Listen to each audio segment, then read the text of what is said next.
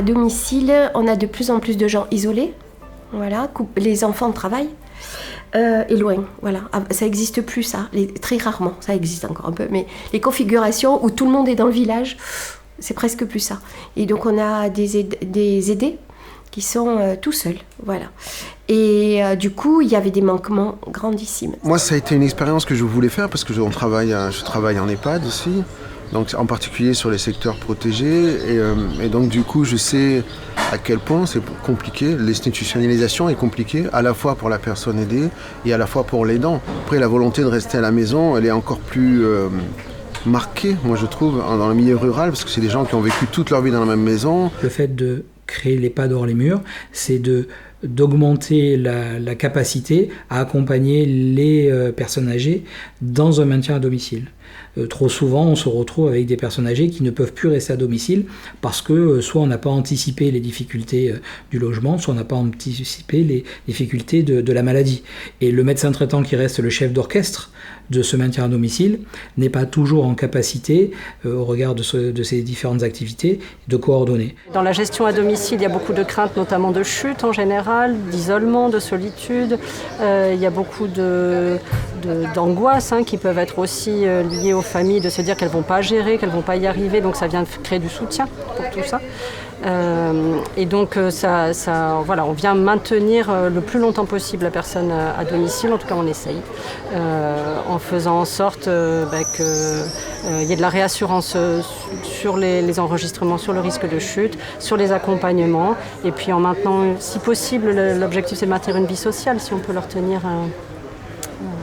obtenir un semblant ou un fond de vie sociale quand même, voilà. Déjà, il faut repérer qui c'est qui va pouvoir entrer. Donc c'est souvent des personnes qui sont isolées, voilà, seules, ou des couples isolés, mais seuls, c'est-à-dire les familles ne sont pas là, il n'y a pas d'aidant, voilà, où l'aidant est très occupé, travaille, etc. Donc soit c'est repéré par le médecin, soit les infirmiers libéraux, soit nous, puisqu'ils sont au SIAD. Et ensuite on prend rendez-vous et on vient expliquer comment ça se passe.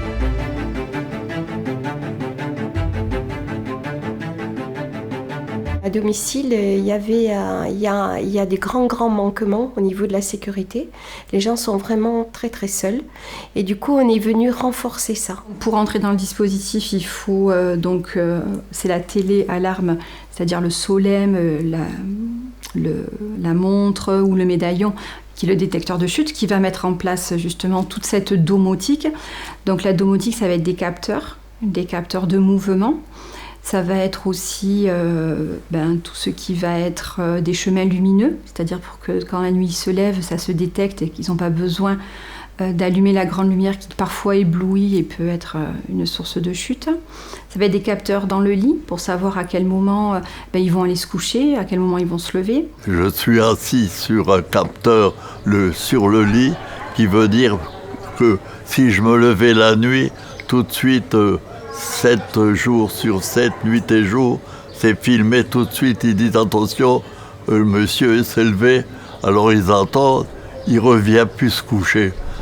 Soit qu'il est tombé, et là ils prennent tout de suite. J'ai un haut-parleur dans ma salle de séjour, à côté de mon lit, et là tout de suite ils me demandent qu'est-ce qui s'est passé, tout ça. C'est impeccable pour ça. Et ça vient renforcer H24. C'est-à-dire jour et nuit. Voilà, c'est-à-dire qu'il y a une surveillance et la journée et la nuit. Alors la journée, par ce dispositif, c'est nous qui vont venir en renfort, l'équipe du SIAD, Nathalie et moi-même. Et la nuit, il y a une équipe d'infirmières libérales qui peuvent être appelées pour les urgences. C'est tout nouveau parce qu'avant, la téléassistance, téléalarme, ça existe, mais il n'y avait pas de professionnels de santé au bout du téléphone. Tandis que là, les levées de doute qu'on va faire, ça va être des équipes qui connaissent, des équipes de professionnels. Et donc, du coup, ça va permettre de garder cette relation qu'on a déjà avec nos patients, de connaître les dossiers, d'éviter des déplacements sur les urgences ou orientés, alors que des fois, on peut le régler si on connaît juste les patients et leur dossier médical. Pour eux, c'est très, très sécurisant de savoir que s'il se passe quelque chose, C'est ou l'équipe du SIAD ou l'équipe de nuit, mais c'est des gens qui connaissent, c'est des gens de secteur, c'est pas un pompier qu'on ne connaît pas, c'est pas 10 heures aux urgences où tu rentres en pleine nuit, tout ça, c'est pas ça. On n'avait pas de visuel au niveau de la nuit, donc on ne savait pas s'ils dormaient, s'ils allaient se coucher, s'ils déambulaient toute la nuit, alors que là, ce dispositif va nous permettre de voir des choses qu'on ne voyait pas. Et c'est vrai qu'avant d'introduire certains traitements, c'était quand même bien de savoir si c'était une réalité ou une perception de leur part de ne pas dormir en fait. J'ai une vie, disons, un peu routinière, hein. Et si je fais pas comme d'habitude, le truc se déclenche. Hein. Alors, c'est arrivé il y a pas longtemps. Je regarde jamais la télévision le soir, ça m'empêche de dormir. Hein. Et ce soir-là, j'ai regardé un match de football. Et à 11h du soir, le truc s'est déclenché. Est-ce que ça va? Bon, ben, ça va très bien. Bonne nuit. Et puis voilà. Je trouve que c'est un peu trop sensible. Regarder un match de foot, je peux bien. Surtout que je ne regarde pas beaucoup.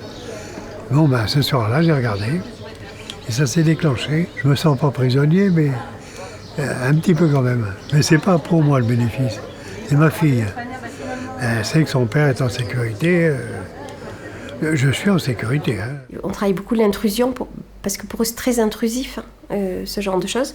Donc essayer de leur montrer que c'est pas forcément intrusif, c'est juste que pour rester à la maison, il y a des conditions. Voilà. On travaille beaucoup là-dessus avec Nathalie.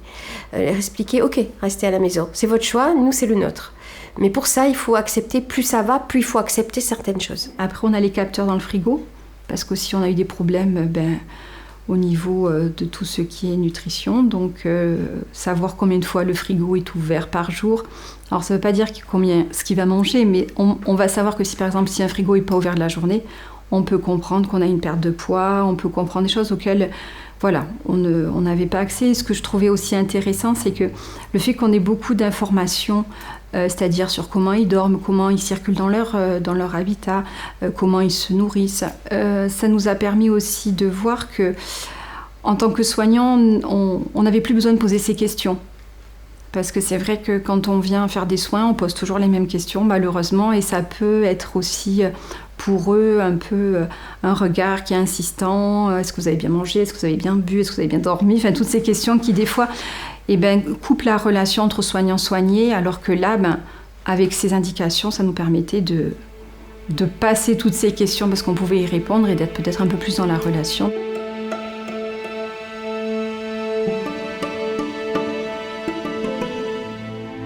Il y a un médecin co, ordinateur, une psychologue et une ergothérapeute. Ça, c'est l'équipe médicale qui vient avec l'ASG, Nathalie, et l'IDEC, moi. Au niveau médical, le dispositif fait qu'il y a un médecin référent qui n'est pas le médecin de famille, en fait, parce que c'est une autre personne, mais qui a rencontré papa, qui connaît sa pathologie.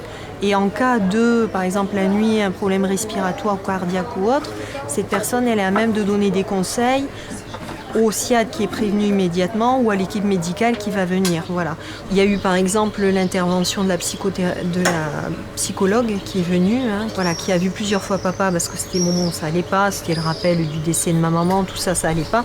Rapidement, on a eu quelqu'un. Avant le DRAD, il n'y avait pas de psychologue qui intervenait en fait. Donc pour les équipes, avoir accès à l'organisation psychique, aux mécanismes de défense, à ce qui peut se jouer même dans un couple. Par exemple, ils peuvent accompagner des couples. Ils n'avaient pas forcément, on va dire, cette lecture-là. Et donc le fait que moi je puisse intervenir peut-être aussi des fois pour décoder des situations, je pense que ça peut être une plus-value, le fait qu'il y ait un psychologue qui intervienne. Et puis ensuite pour l'accompagnement, c'est-à-dire que là j'ai pu accompagner des bénéficiaires qui présentaient des démences de type Alzheimer ou d'autres types de maladies neurodégénératives. Pouvoir accompagner aussi au domicile, parce que c'est des personnes, déjà c'est une génération qui n'allait pas chez le psychologue, il faut être honnête, donc quand on propose un psychologue, souvent c'est un peu un non catégorique. Sans le DRAD, clairement, il y a des personnes qui n'iraient pas et qui n'auraient pas accès à ce soutien psychologique. Donc moi, je fais une évaluation et ensuite, quand il y a des besoins plus spécifiques, des projets d'autonomie, en fait, je peux intervenir sur demande en fait, du dispositif. Avec Marion, j'ai passé mon permis alors que je travaillais dans un garage d'autobus et tout, que je conduisais les autobus même. J'ai passé mon permis sur un fauteuil et ça m'a fait du bien parce que sur ce système ici, c'est un fauteuil normal Tandis que là, j'ai l'assistance électrique et ça va très très bien. Et l'idée, c'est de sortir dans sa cour tout seul, mais également dans le village de Saint-Martin-de-Londres, et puis pour des projets plus importants, comme des voyages en famille ou des choses comme ça. Quand on va se rapprocher de la personne, on va avoir une espèce de vision très très globale, avec des corps de métier qui sont très très différents, c'est-à-dire la psychologue, elle va regarder un bout, l'ergo va regarder un bout, l'infirmière elle va regarder un autre, etc. Et tous, quand on s'assoit, ça va donner une espèce de globalité, et pour rester à domicile, c'est nécessaire. C'est-à-dire, c'est une vision qu'on pourrait avoir dans un établissement, qui est contenue par des murs, c'est pour ça que ça s'appelle EHPAD hors les murs. C'est-à-dire, on a créé des murs virtuels, mais en tous les cas, quand on s'assoit autour de la table et qu'on parle d'une personne, on va avoir toute la personne dans sa globalité. Et pour pouvoir prendre en charge correctement quelqu'un, il faut le prendre dans sa globalité. Ça permet vraiment de réfléchir, de voir aussi des projets un peu plus grands, de se permettre en fait d'imaginer des partenariats un peu plus grands avec les hôpitaux, les professionnels de santé, pour permettre à ces personnes d'accéder à des soins, même s'ils sont isolés de la ville, et à des professionnels, même s'ils sont isolés de la ville.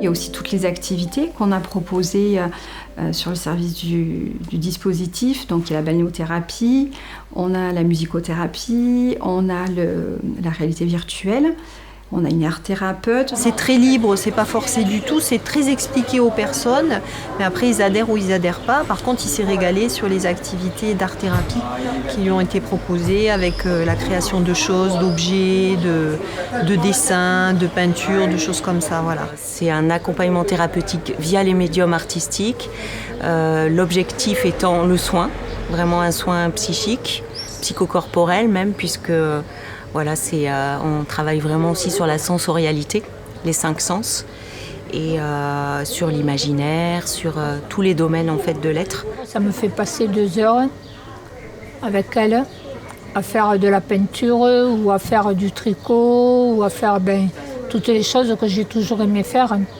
Donc c'est pour ça, c'est bien. Ça me dépeint bien. Voilà, je passe un bon moment. Et si je peux jouer, si je peux développer ma capacité à jouer, je suis plus vivant. En fait, c'est ça. Et du coup, ça aide par rapport à l'estime de soi, par rapport à la pulsion de vie, le sentiment d'être vivant et d'être plus en lien avec soi-même, plus en lien avec les autres. Et ça fait du bien. La musicothérapie, maman est transformée quand elle voit le musicien. Parce qu'il lui fait chanter des chansons de son époque, il plaisante avec elle, elle rit, elle est contente. Dès qu'elle le voit, elle va même mettre du rouge à lèvres avant qu'il arrive. On va chanter, on va écouter de la musique. En fait, tout dépend en fait, souvent de la demande de l'aidant et de travailler en fait, sur les pertes cognitives liées à l'âge et de renouer en fait, le lien entre l'aidant et l'aidé. Des fois, l'aidant est tellement sollicité qu'il voit l'aidé comme son travail quotidien. Donc c'était recréer un peu de complicité et de moments agréables de partage et pas toujours dans ce devoir d'obligation de faire et d'être. Ah mais le musicothérapeute, ça a été providentiel pour mon mari. Enfin, dès qu'il est arrivé, je sais pas, il s'illumine, c'est plus le même homme. C'est très court, hein, c'est 30 minutes, 45 minutes, mais ce moment, c'est un moment très agréable. Ça permet de remonter dans le temps, des souvenirs communs, des souvenirs d'il y a 50 ans, en arrière. Oui, c'est beaucoup d'émotions. Pour les gens qui ont des troubles cognitifs, très très important de trouver la chanson qui va permettre d'aller plus vite à la toilette, de défaire une situation anxiogène, voilà. Et Rémi va se charger aussi de le faire passer à l'aidant, qui lui est souvent en très grosse difficulté. Et voilà, on va chanter une chanson, et cette chanson, elle va être le truc qui va faire que... On ne se rend pas compte que même si on fait le choix de vivre à son domicile, le domicile peut être aussi une zone où on va s'enfermer parce qu'on se sent en sécurité. Et c'est vrai que du coup, ils veulent plus en sortir. Beaucoup se connaissent et ne se voyaient plus parce que parce qu'ils sortent plus de chez eux, parce qu'il faut prendre la voiture, qu'ils ne conduisent plus.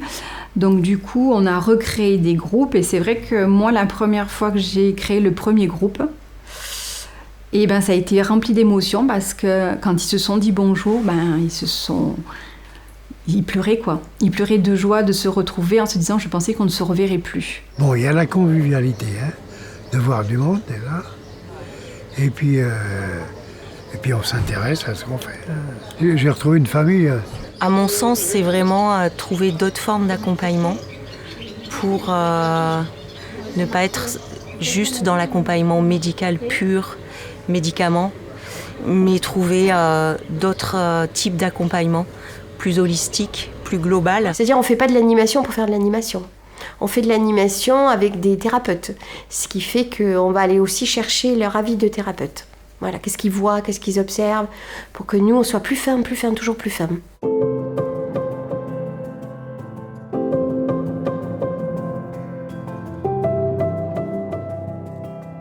Alors l'accompagnement avec les aidants, c'est de la coordination, c'est-à-dire c'est des temps de visite, et c'est aussi écouter quels sont leurs besoins. On sent qu'ils sont vraiment force de soutien derrière nous. Quand ça ne va pas, on peut en parler. Voilà. Donc pour moi, c'est ce côté-là, pas psychologique, mais d'accompagnement personnel qui est important. C'est aussi de travailler le répit, que l'aidant accepte aussi de prendre du temps pour soi, essayer de déverrouiller cette obligation, ce devoir que l'aidant a envers l'aidé. Et c'est vrai que de dire que ce sont des équipes de soignants qui vont prendre le relais, que c'est des gens qui connaissent, en tout cas, c'est peut-être plus facile pour eux de commencer à amorcer l'acceptation de prendre du temps pour eux et en ayant sécurisé le parent dans un espace de vie qui va être adapté à ses besoins. Pour moi, c'était le départ pour un petit voyage au mois de juin, début juin, pendant 5 jours. J'ai pu partir et mon mari a été pris en charge à Saint-Martin, à l'EHPAD, grâce au DRAD. Et donc, expérience qui peut éventuellement être renouvelée. Et ce répit, je pense qu'il est absolument indispensable pour pouvoir continuer.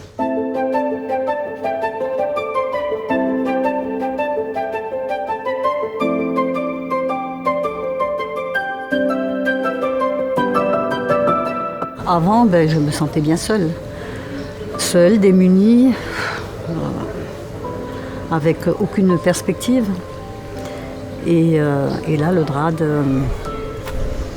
il a ouvert un horizon un peu plus clair, plus agréable, justement de pouvoir partager, d'être écouté, de trouver des solutions ensemble.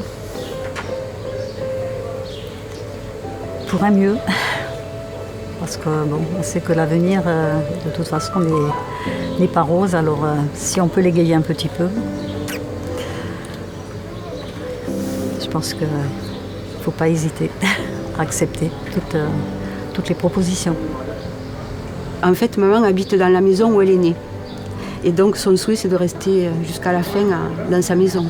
Donc, c'est ce qu'on veut maintenir, qu'on veut garder. Et ça nous permet justement, pour nous, le DRAD nous permet ça. Quand on voit la satisfaction qu'ils ont de leur quotidien en faisant partie du DRAD, je pense que c'est un pari qui est bon et qui est bien à pérenniser, je pense. Rester chez soi avec un service qui intervient 24 heures sur 24, c'est vraiment ce qui manquait sur le SIAD. Le SIAD intervient la journée, mais pas la nuit. Donc c'est vrai que c'est beau de pouvoir participer à ce dispositif parce que je pense que c'est notre avenir. Ça ouvre le champ du possible pour le personnel qui est au sein d'un EHPAD, puisque les enjeux sont plus tout à fait les mêmes, premièrement. Et ça permet aussi au personnel du domicile d'apprendre à connaître comment fonctionne l'EHPAD. En fait, ça crée du lien dans les deux sens, et ça crée du lien autour d'un résident ou d'une personne âgée. Il y a des choses, des fois, on se dit dans sa carrière, peut-être qu'on ne le verra pas. Et là, on voit que c'est possible et que on l'espère que ça va continuer.